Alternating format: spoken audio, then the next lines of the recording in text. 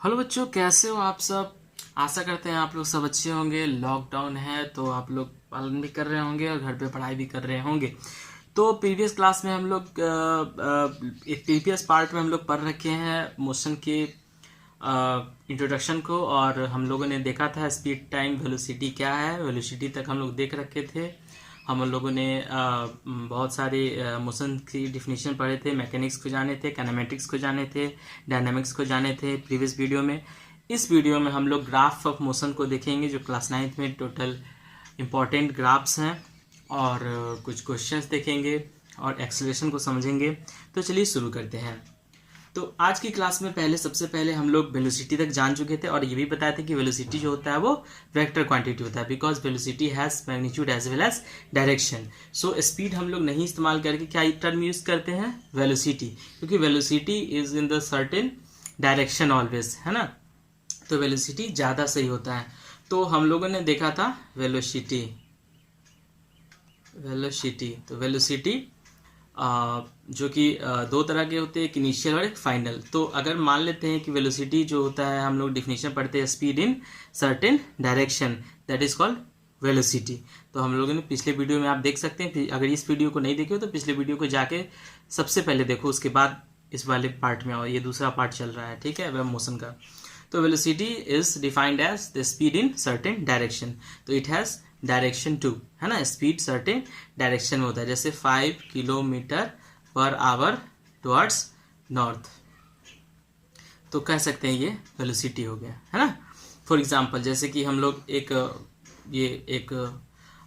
Equation ही लेते हैं, है ना। तो जैसे कि मान लेते हैं कि कोई बंदा, है ना, यहाँ पे है, इस पॉइंट पे इधर जा रहा है, 5 किलोमीटर इधर गया, तो बोले नॉर्थ गया, 5 किलोमीटर ईस्ट गया, है ना। अगर कोई बोलते हैं कि मान लेते हैं कि 12 किलोमीटर नॉर्थ गया, है ना, तो बताना है कि यहाँ से यहाँ, तो ये भी डायरेक्शन हो गया, है ना। तो ये वेलोसिटी हम लोग कहते हैं इस चीज़ को, इसलिए क्योंकि हम लोग कोई भी कहीं जा रहा है तो उसकी डायरेक्शन को बताने का जरूरत समझे, इसलिए वेलोसिटी टर्म्स सही होता है। वेलोसिटी वेक्टर क्वांटिटी होता है क्योंकि इसके पास मैग्नीट्यूड है। मैग्नीट्यूड क्या है, जो क्वांटिटी है वो वैल्यू है, मैग्नीट्यूड है। जैसे 5 किलोमीटर पर मैग्नीट्यूड है, नॉर्थ डायरेक्शन है, तो magnitude as well as direction. तो ये भी देखा था हमने, डिस्टेंस और डिस्प्लेसमेंट। डिस्प्लेसमेंट भी क्या है कि it has magnitude as well as direction because it is a vector quantity. तो ये भी याद रखेंगे, वेक्टर क्वांटिटी क्या है, magnitude as well as direction. जिसके पास वो वेक्टर क्वांटिटीज है। डिस्टेंस वेक्टर क्वांटिटी नहीं है, स्केलर है, क्योंकि it has only magnitude 5 kilometre 10 kilometre somewhat. Now come to the acceleration, very important for examination point of view, ठीक है। अभी तक के टॉपिक में सबसे ज़्यादा इंपॉर्टेंट एक्सेलरेशन है। तो एक्सेलरेशन क्या होता है, तो एक्सेलरेशन होता है जब वेलोसिटी के रेट में चेंजेस आते हैं, जैसे, है ना, कि हम बता सकते हैं, इसको बहुत ही आसानी से समझ सकते हो। जैसे तुम बाइक चलाते हो, बाइक में एक्सेलरेटर होता है।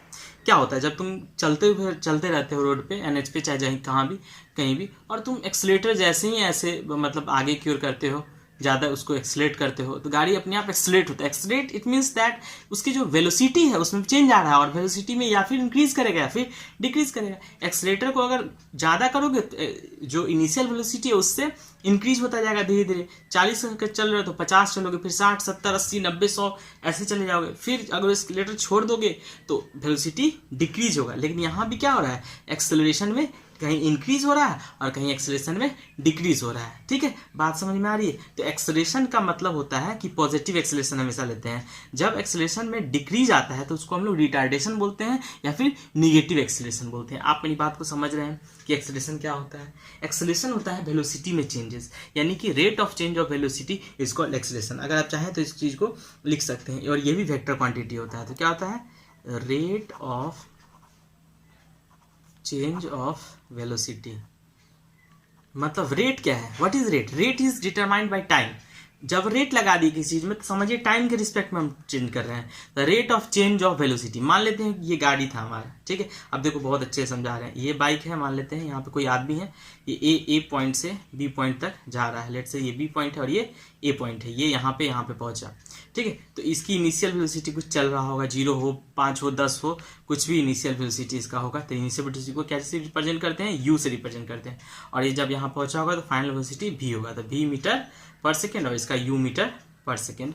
यू 5 हो सकता है, यहाँ पे 50 हो सकता है, कुछ भी हो सकता है, तो यू मीटर पर सेकेंड। और जो भी यहाँ से यहाँ गया होगा तो उसमें टाइम टी लगा होगा कि नहीं, कुछ भी टाइम लगा, 5 मीटर 10 मीटर कुछ भी। इसीलिए एक्सेलरेशन को जब भी हम लोग डिनोट करते हैं तो छोटा ए से डिनोट करते हैं, और ए बराबर होता है final minus initial by time. यानी कि एक्सेलरेशन बराबर क्या हो गया, v minus you by T. v मतलब मीटर पर सेकेंड, u मीटर, यानी कि ये final velocity minus initial velocity by time, तो एक्सेलरेशन। ठीक है, यहाँ से एक इक्वेशन ऑफ मोशन भी आता है मेरे पास। ठीक है, जैसे इस a यहाँ t से मल्टीप्लाई हो गया तो ये हो गया a t, और ये हो गया v माइनस यू। तो एक फॉर्मूला भी आता है इक्वेशन ऑफ मोशन, बताएंगे थोड़ी देर बाद, है ना। v is equal to u plus a t. देखिए यहीं से ये फार्मूला डिराइव्ड हो गया। इस पे आप क्वेश्चन बनाओगे, न्यूमेरिकल बनाओगे। ठीक है, जहाँ पे इनिशियल फाइनल वेलोसिटी की बात होगी, एक्सेलरेशन होगा, टाइम होगा, तो आपको पता चल जाएगा तुरंत में। बात समझ में आ रही है? तो यहाँ पे ये इक्वेशन ऑफ मोशन भी यहाँ से डेवलप्ड हो गया। तो एक्सेलरेशन नथिंग एल्स, बस एक्सेलरेशन का मतलब ये हो गया कि जहाँ पे वेलोसिटी में चेंजेस आ रहा है, अगर आप कहीं चल रहे हो स्पीड में हो, वेलोसिटी में चेंज आ रहा है तो वहाँ एक्सेलरेशन हो रहा है, या फिर रिटार्डेशन होगा। तो जब पॉजिटिव एक्सेलरेशन इज कॉल्ड, मतलब अगर पॉजिटिव एक्सेलरेशन पॉजिटिव है तो मतलब सिंपल एक्सेलरेशन है। लेकिन जहां पे एक्सेलरेशन निगेटिव है, let's say negative acceleration is called retardation, is called retardation. वहां पे रिटार्डेशन हो रहा है, मतलब कि कहीं भी 40 की रफ्तार में कोई गाड़ी और धीरे धीरे अपना स्पीड को कम कर रहा है, तो उसको बोलते हैं रिटार्डेशन। ठीक है, तो आप आशा करते हैं चीज़ों को समझ रहे होंगे। तो अब ये बताओ कि अगर एक्सेलरेशन का ये मतलब फॉर्मूला हो गया तो इसका यूनिट क्या होगी। यूनिट हम यहाँ आपस में निकाल लेंगे। v माइनस यू क्या हो गया, मीटर पर सेकेंड। अगर मान लेते हैं कुछ भी होगा, differences of speed is always metre पर सेकेंड में होगा, और टाइम का नीचे क्या हो जाएगा, टी टाइम का सेकेंड हो जाएगा। तो यानी कि इसकी यूनिट होगी मीटर पर सेकेंड स्क्वायर, मीटर पर सेकेंड स्क्वायर। ऑलवेज याद रखना कि एक्सेलरेशन को हम लोग हमेशा मीटर पर सेकेंड स्क्वायर में कैलकुलेट करेंगे। एक्सेलरेशन भी दो तरह का हो गया, एक यूनिफॉर्म एक्सेलरेशन और एक नॉन यूनिफॉर्म। याद रखना कि एक्सेलरेशन भी कैसा होगा, दो तरह का होगा, एक यूनिफॉर्म होगा और दूसरा नॉन यूनिफॉर्म एक्सेलरेशन होगा। तो यूनिफॉर्म एक्सेलरेशन क्या होगा, एक्सेलरेशन तो इसको कह सकते हैं acceleration velocity of an object increases और decreases by equal amount in the equal interval of time. जब कोई भी समय पे एक तरीका से कोई भी बॉडी अगर धीरे धीरे इंक्रीज कर रहा है अपने वेलोसिटी को, तो वो हम लोग कर सकते हैं uniform acceleration. Non uniform acceleration हो गया velocity of an object increases और decreases by unequal amount in equal interval of time. देखिए समय तो हमेशा सेम होगा, लेकिन जो उसकी एक्सेलरेशन होगी वो ज़्यादा हो जाएगी या फिर कम हो जाएगी, है ना मनस्पत। तो इस चीज़ को आप समझ नहीं पा रहे होगे, इसको हम ग्राफ के माध्यम से अभी समझाएंगे तो आप जस्ट अभी समझ जाओगे। तो अभी के क्लास में ये चीज़ हम बताने वाले हैं, निश्चिंत रहो, अभी जस्ट हम बता रहे हैं, है ना। ग्राफ में इस चीज़ को हम चर्चा करके बताएंगे कि क्या क्या होता है। दूसरी बात, एक इंपॉर्टेंट बात मेरे को बताना था आप लोगों को कि कोई भी मोशन अगर लेते हैं, अगर कोई भी मोशन है, लेट्स से अगर यहाँ पे एक ट्रेन जा रही है, समझो मोशन को अच्छे से समझो, ये ट्रेन जा रही है यहाँ पे, ठीक है। इसके बगल से पटरी पर एक और ट्रेन मान लेते हैं, ये दूसरा ट्रेन है, एक ये ट्रेन है, और इसके बगल में एक दूसरा ट्रेन है, दूसरे पटरी पे जा रही।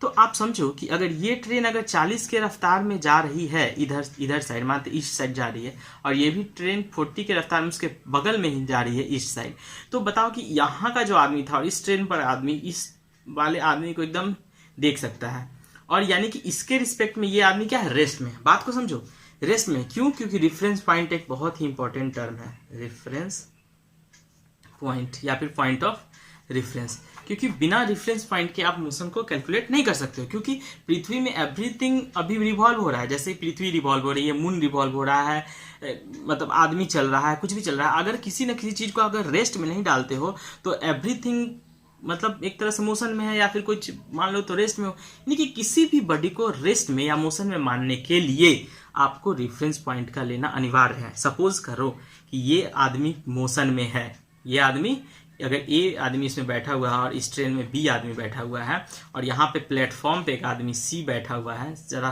गौर करना कि ये सी आदमी है, बी आदमी और ए आदमी है। देखो कैसे रेफरेंस पॉइंट को समझेंगे। ये सी रेस्ट में है, किसके रिस्पेक्ट में, ये रेस्ट किसके रिस्पेक्ट में है, ये रेस्ट है। ये अगर मोशन में है तो इसके रिस्पेक्ट में ये रेस्ट में है। बात समझो कि ये बॉडी 40 किलोमीटर की रफ्तार से जा रहा है ट्रेन, तो इसके रिस्पेक्ट में ये जो है रेस्ट में और ये मोशन में है। लेकिन अगर यही बी के बारे में चर्चा करते हैं एक रिस्पेक्ट में, क्या बी जो है एक रिस्पेक्ट में रेस्ट में है कि मोशन में है? तो रेस्ट में है। क्यों? क्योंकि इसकी रफ्तार भी 40 और इसकी रफ्तार भी 40 में है। अगर इस ट्रेन चलते हुए ट्रेन को आपस में ज्वाइंट भी आप कर दोगे तो ये सिंगल ट्रेन माना जाएगा, क्योंकि दोनों का रफ्तार क्या है? एक है। आप इस ट्रेन से इस ट्रेन में आ सकते हो। आप सोचते होगे ना कि कभी ट्रेन में बैठे हुए हैं और कूदने पर ट्रेन हमको टक्कर क्यों नहीं मार देता है? क्योंकि आपका जो रफ्तार है 40, वो भी ट्रेन का रफ्तार है 40, तो दोनों एक दूसरे के पोजीशन में रेस्ट में हो। समझ में आ रही हो बात? रेफरेंस पॉइंट का मतलब यही आता है कि जब आप ट्रेन से कूदोगे तो आप भी मतलब ढुलते हुए ट्रेन की डायरेक्शन में जाओगे। यानी कि अगर यहाँ पे 40 की रफ्तार में ट्रेन से कूदे, बस से कूदे, तो अभी इसी मतलब आपका जो मोशन है कंटिन्यू होना चाहेगा। ये हम लोग इनर्शिया पढ़ेंगे और Newton first law of motion कहता है, उस चीज़ को पढ़ेंगे अगले चैप्टर में। तो बताएंगे कि बॉडी जो अपने पोजीशन को मेंटेन करना चाहता है, इसीलिए 40 की रफ्तार में, तो ये भी 40 की रफ्तार में गिरने के बाद भी जाना चाहेगा। तभी एक्सीडेंट होता है तो वही कहता है कि प्रॉब्लम हो गया, चाहे बहुत भारी नुकसान हो गया, क्योंकि अपने बॉडी अपने पोजीशन को, अपने वेलोसिटी को ऑलवेज मेंटेन करना चाहता है। आप समझो चीज़ों को। तो रेफरेंस पॉइंट डिफेंड करता है मोशन के लिए ऑलवेज। अगर बॉडी मोशन में है, ये किसके रिस्पेक्ट में? इसके रिस्पेक्ट में ये रेस्ट में है। बात समझे, है ना? यानी कि सी के रिस्पेक्ट में हम लिखवा नहीं रहे हैं चीज़ों को, लेकिन आप लोग लिख सकते हो, चीज़ों को समझ सकते हो। फिजिक्स बेसिकली समझने की चीज़ है ज़्यादा, है ना? ज़्यादा दिमाग इस्तेमाल करें इसमें, है ना? लिखने के चक्कर में नोट्स खुद बनाए, है ना? कॉपी में जो कुछ भी हम करवा रहे हैं उसको कॉपी में जरूर करें, ठीक है? तो यहाँ पे आप समझ सकते हैं चीज़ों को जो हम बता रखे हैं। चलो ठीक है, तो आपको पता चला कि ये दोनों एक दूसरे के रिस्पेक्ट में है, लेकिन जब बैठा हुआ प्लेटफॉर्म पे तो दोनों आपस में, ये रेस्ट में है और ये मोशन में है, ठीक है? ये पृथ्वी पर है, ठीक है? तो अगला इस बात को आप समझ रखें। चलिए अब हम लोग चर्चा करेंगे ग्राफ के बारे में। तो जैसे हम ग्राफ के बारे में देखते हैं, तो सबसे पहले हम लोग देखते हैं डिस्टेंस टाइम ग्राफ के बारे में पहले चर्चा कर लेते हैं। डिस्टेंस टाइम ग्राफ, देखिए आप यहां देख सकते हैं, ये ग्राफ हुआ। इस ग्राफ पे आप प्लॉट कर सकते हो, एक ऊपर में X axis horizontally, Y axis और vertically, horizontally X axis, vertically Y axis, और जो भी पॉइंट्स आएगा उसको हम लोग मिलाते चलेंगे। लेट्स से आप समझ रहे हो चीज़ों को, एक करके हम यहाँ पे दिखा देंगे आपको, चूँकि यहाँ पे वीडियोस में ज़्यादा टाइम नहीं लेना है, तो इसलिए हमको आपको ऐसे बताएंगे। चलिए ठीक है, तो सॉरी, तो आपको हम बता रखे हैं कि जैसे कि डिस्टेंस टाइम ग्राफ है, तो सबसे पहले एक्सिस 2 बनेगा ये इस ग्राफ पेपर पे, है ना? जैसे कि लेट से अगर ये ग्राफ पेपर आपके सामने में हम दिखाना चाह रहे हैं, ये ग्राफ पेपर है, तो यहाँ पे ये एक्स एक्सिस वाई एक्सिस जो है इस तरह से आप बनाओगे। जैसे लेट से ये है हमारा क्या हो गया, एक्स एक्सिस, और यहाँ पे लेट से ये वाई एक्सिस है, ठीक है? ये पॉइंट हमारा मान लेते हैं 0 से स्टार्ट हो, किसी से स्टार्ट हो। इधर डिस्टेंस लेंगे, इधर क्या लेंगे? डिस्टेंस। तो डिस्टेंस क्या चीज़ में होगा? मीटर में होगा, ठीक है? तो डिस्टेंस हम लोग इधर से लेंगे, डिस्टेंस ले रहे हैं मीटर में, और इधर टाइम ले रहे हैं सेकेंड में, ठीक है? टाइम ले रहे हैं सेकेंड में। तो अगर हम लेट्स से कह रहे हैं कि हमको ग्राफ बनाना है बॉडी एट रेस्ट का, ठीक है? बॉडी एट रेस्ट का, तो हम लोग कोई भी चीज़ को जानने से के पहले एक चीज़ अवश्य जानेंगे कि स्लोप क्या होता है। स्लोप क्या होता है? तो स्लोप बेसिकली tan थीटा होता है, y axis by x axis होता है, और उसके बीच में जो एंगल होता है, एंगल जो बनता है, तो हम लोग उससे डिटरमाइन करते हैं कि स्लोप कितना है। एंगल कहाँ से डिटरमाइन करेंगे? पॉजिटिव एक्स एक्सिस से, ठीक है? तो हम लोग देखेंगे जैसे कि अगर ये पॉजिटिव एक्स एक्सिस है हमारा, है ना? यहाँ दिख रहा है आपको पॉजिटिव एक्स एक्सिस। अगर ये पॉजिटिव एक्स एक्सिस के मतलब बीच में और इसके बीच में, जैसे कि हम लेट से अगर ये इस तरह का ग्राफ आपको प्लॉट कर दिए, ए पॉइंट ए और ये बी, तो ये ग्राफ और ये पॉजिटिव एक्स एक्सिस के बीच में जो एंगल बन रहा है वो 0 डिग्री। कितना एंगल बन रहा है? 0 डिग्री। इसका मतलब ये समझोगे कि ऐसे भी समझ सकते हो कि टाइम बीत रहा है, लेकिन गाड़ी अपने पोजीशन पे, लेट से अगर ये 5 मीटर पे है, अगर यहाँ 5 मीटर डिस्टेंस यहाँ पहुँचता है तो यहीं पे है, अगले समय में भी 5 मीटर पे है, अगले 5 घंटा के बाद भी 5 मिनट, टाइम बीत रहा है लेकिन गाड़ी 5 मीटर पे ही है। इसका मतलब क्या है? Body at rest. तो ये जो ग्राफ होगा क्या होगा? Body at rest, for body at rest. आप समझ सकते हैं कि टाइम चल रहा है, देखो यहाँ नीचे टाइम, और गाड़ी 5 वाई एक्सिस, पहले एक्स एक्सिस को चेक करो, यहाँ पे मान लेते हैं 1 सेकेंड, 2 सेकेंड, 3 सेकेंड, 4 सेकेंड, मतलब टाइम बीत रहा है। आप 4 सेकेंड पे भी गाड़ी कहाँ देख रहे हो, 5 पे, 5 सेकेंड पे भी गाड़ी कहाँ देख रहे हो, 5 मीटर पे, 6 सेकेंड, मतलब हम बार बार देख रहे हैं, तो अभी भी तुम समय बीतते जा रहा है लेकिन तुम वहीं पे हो 5 मीटर पे, यानी कि तुम रेस्ट पे हो। तो इस ग्राफ को समझो। फिर आगे चलते हैं, अगली ग्राफ पे चलते हैं। इसी तरह से आप लोग ग्राफ प्लॉट कर लोगे, ठीक है। वैसे हम इधर बता देते हैं, ग्राफ आप ढंग से प्लॉट करोगे, ठीक है। जैसे अगला ग्राफ यहाँ पे, जैसे कि इस तरह का ग्राफ है, और ये डिस्टेंस है मीटर में, और यहाँ पे टाइम है सेकेंड में। तो ये जो ग्राफ होगा क्या होगा, यूनिफॉर्म स्पीड का होगा। ये यूनिफॉर्म स्पीड को शो कर रहा है। यूनिफॉर्म की गाड़ी जो है, जैसे इस चीज़ को देखो कि जो समय के साथ जो है वो टाइम बीत रहा है, समय के साथ जो स्पीड है गाड़ी की वो बढ़ते जा रही है, मतलब जो दूरी है वो यूनिफॉर्मली जा रही है, यानी कि ये यूनिफॉर्म स्पीड को मेंटेन करेगा, ठीक है। यूनिफॉर्म वेलोसिटी को, यूनिफॉर्म स्पीड को, ठीक है। आप समझ सकते हैं चीज़ों को, ठीक है। यूनिफॉर्म वेलोसिटी बोलो या फिर यूनिफॉर्म स्पीड बोलो गाड़ी की, यूनिफॉर्म स्पीड बोलो। चलो अगला ग्राफ हो गया यहाँ पे, अब है डिस्टेंस और यहाँ पे टाइम। अभी हम बता रखे थे यूनिफॉर्म, यहाँ पे जब पढ़ाए थे आपको यूनिफॉर्म एक्सेलरेशन का ग्राफ कैसा होगा, तो यूनिफॉर्म एक्सेलरेशन का ग्राफ ऑलवेज इस तरह का होगा, ठीक है। ये क्या है, तो ये पैराबोलिक ग्राफ है, ठीक है, जो ऑलवेज इस तरह का ग्राफ होगा।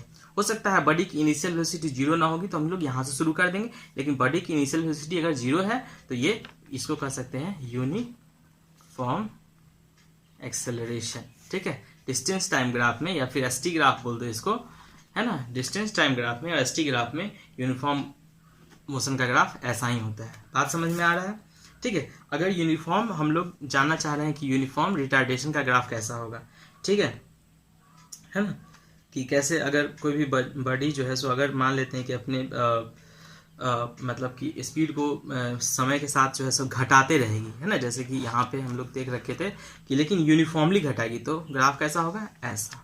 बात समझ में आ रही है, यानी कि ये ए है, यहाँ पे मान लेते हैं यहाँ पे यूनिफॉर्मली इंक्रीज कर रहा है, यूनिफॉर्म एक्सेलरेशन का भी ग्राफ होगा यहाँ पे, ठीक है। इंक्रीजिंग वेलोसिटी को भी बोल सकते हैं इसको, आप समझो चीज़ों को।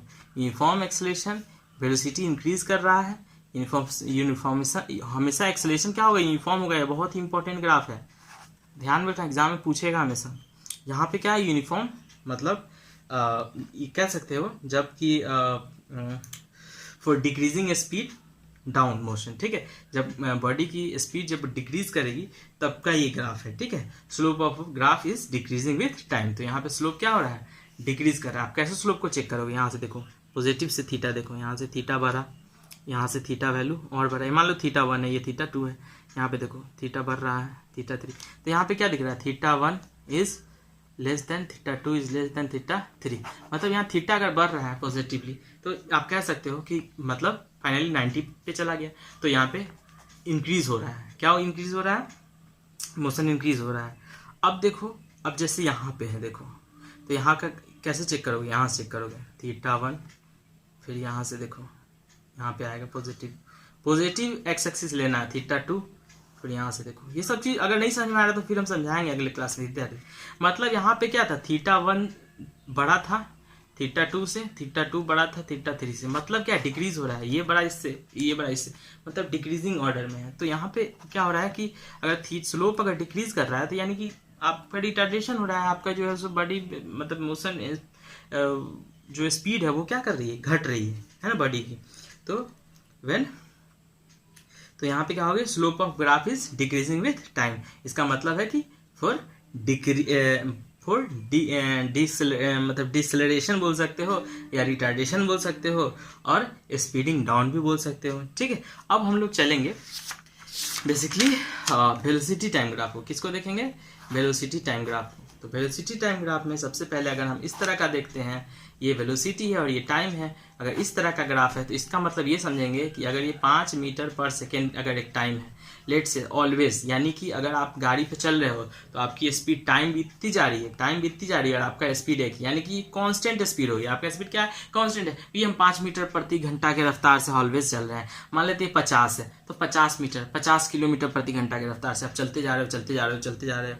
तो यहाँ पे क्या हो गया भाई, यहाँ पे ये हो गया कि इसका मतलब ये हो गया कि आप when a body start from the rest and moves with the uniform acceleration, इसका मतलब ये भी हो सकता है, सॉरी, इसका मतलब क्या हो गया, when a body moving with the uniform velocity, इसको लिख लोगे, when a body moving with uniform velocity और कांस्टेंट वेलोसिटी।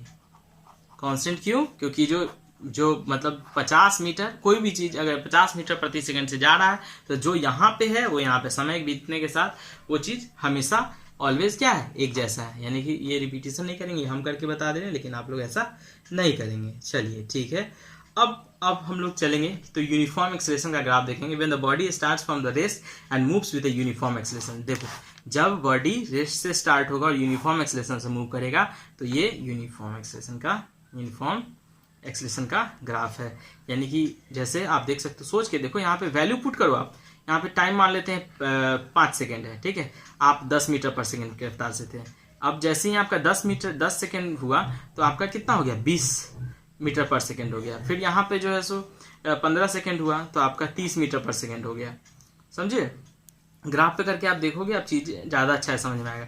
यानी कि आपका इस तरह का पॉइंट बनेगा ऑलवेज, है ना, इस तरह का पॉइंट बनेगा। इसका मतलब क्या है कि बॉडी जो है वो यूनिफॉर्म एक्सेलरेशन को फॉलो कर रही है, ठीक है। अब ऐसा है कि ये ग्राफ ऐसा बताएंगे कि when the body is moving with uniform acceleration and it's initial velocity is not zero, कि अगर बॉडी यूनिफॉर्म एक्सेलरेशन से चल रही है लेकिन उसका यू जो है इनिशियल वेलोसिटी जीरो नहीं है, यू कुछ ना कुछ है, तो ये जो है यू कुछ ना कुछ यहाँ पे होगा, टाइम टी पे होगा। तो यानी कि ए से बी तक जा रहा है कोई बॉडी, है ना, और उसकी वेलोसिटी ये भी है, और ये तो यानी कि यहाँ पे कुछ पहले ही चल चुका है, यहाँ से यहाँ यू, यानी कि कह सकते हैं कि मान लेते हैं कि 5 मीटर पर सेकेंड से है इनिशियल वेलोसिटी, और यहाँ पे मतलब यूनिफॉर्म एक्सेलरेशन को दिखा रहा है, ठीक है, लेकिन उसकी यू जीरो नहीं। तो ये भी इंपॉर्टेंट ग्राफ है, ठीक है। दूसरा ग्राफ कि when a body is moving with increasing acceleration, जब एक्सेलरेशन में इंक्रीज आएगा तो ग्राफ कैसा होगा। जैसे देखो यहाँ पे वेलोसिटी है, टाइम है, तो आप इस तरह का ग्राफ दिखा सकते हो कि एक्सेलरेशन में होगा। यानी कि ये एक्सेलरेशन यूनिफॉर्म एक्सेलरेशन नहीं है, ये नॉन यूनिफॉर्म एक्सेलरेशन है, क्योंकि एक्सेलरेशन में भी इंक्रीज आ रहा है। यहाँ पे था आपको यूनिफॉर्म एक्सेलरेशन, यहाँ पे नॉन यूनिफॉर्म। ग्राफ को 3 से 4 बार प्रैक्टिस करें और घर पे अच्छे से देखें, तब जाके समझ में आएगा, ठीक है। ये नॉन यूनिफॉर्म एक्सेलरेशन है और ये एक्सेलरेशन इंक्रीज कर रहा है, क्योंकि समय के साथ जो है यहाँ पे थीटा जो है, आप देख सकते हो पॉजिटिव एक्सिस से जो थीटा है वो ऑलवेज क्या है, इंक्रीज हो रहा है। हम इसको एक और क्लास में समझाएंगे कि थीटा को कैसे, थीटा का क्या मतलब है। हो सकता है कुछ बच्चे स्लोप को नहीं समझ में आ रहा है ठीक ढंग से, तो कोऑर्डिनेट ज्योमेट्री देखें, समझे, और मतलब इसकी क्लास में अगली क्लास में आप लोग के लिए लेके आऊँगा, ताकि थीटा स्लोप को अच्छे से समझा सकूँ, है ना। बस इतना समझ लो कि थीटा जो होता है वो टैन थीटा, मतलब थीटा जो स्लोप को बताता है, मतलब कि जैसे कि ये 2 एक्सिस है ना, ये एक्स और ये वाई, ठीक है। तो लेट से अगर कोई भी वैल्यू है यहाँ पे, अगर मान लेते हैं कि ये इस एंगल को देखना है, ठीक है, तो हम लोग क्या करते हैं, ये वाई एक्सिस है और ये एक्स एक्सिस है। तो अगर थीटा अगर लेते हैं हम लोग तो टैन थीटा क्या होता है, टैन थीटा बराबर होता है, तो ये थीटा है, यहाँ से ये थीटा लिए, है ना। तो मतलब ये स्लोप को दिखा रहा है। ये क्या दिखा रहा है कि टैन थीटा स्लोप को दिखाता है कि वाई और एक्स के बीच में जो एंगल है वो कितना डिग्री है। तो हम लोग को तो पॉजिटिव एक्स एक्सिस से लेना होता है, तो इधर साइड से लेना होता है ना, तो हम लोग इस चीज को लेते हैं, तो इधर से हम लोग लेते हैं, ठीक है। आशा करते हैं चीजों को आप समझ रहे होंगे। फिर से हम अगले क्लास में आप लोगों के लिए लेके आएंगे ये चीज, ठीक है। अब देखो अगला एक ग्राफ लास्ट बताते हैं कि जैसे कि यहाँ पे वेलोसिटी है और ये टाइम है, सेकंड है, ये मीटर पर सेकंड में होगा, ठीक है। अगर मान लेते हैं इस तरह का ग्राफ आपसे पूछा, आपको बोला कि ये करने के लिए आप यहाँ से देखो ये कितना है थीटा, अगर ये मान लेते हैं ये थीटा है, तो थीटा जो है तो अब ज़्यादा है 90 से। थीटा अगर 90 से ज़्यादा है, इसका मतलब समझ लो क्या होगा, ग्राफ का नेचर कैसा होगा। याद रखना थीटा पॉजिटिव से लेना है, पॉजिटिव एक्सिस ये हुआ, इससे इधर इस डायरेक्शन में जाना है, तो यही हो गया आपका एंगल।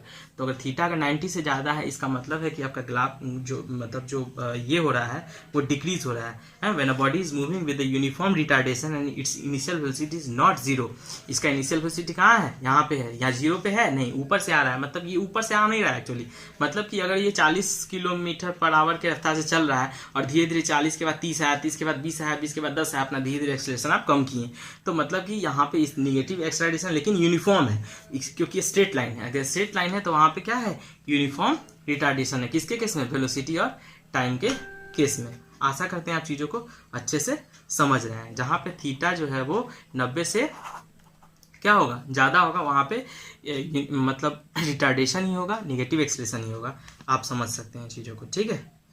आशा करते हैं चीज़ों को आप अच्छे से समझ रहे हो। अगली वीडियोस में हम न्यूमेरिकल के साथ और कुछ ग्राफ को अच्छे से फिर से एक्सप्लेन करेंगे। आप कमेंट बॉक्स में डालें, फिर हम लोग डिस्कस करेंगे। चलिए धन्यवाद। लाइक और सब्सक्राइब वीडियो को जरूर करें।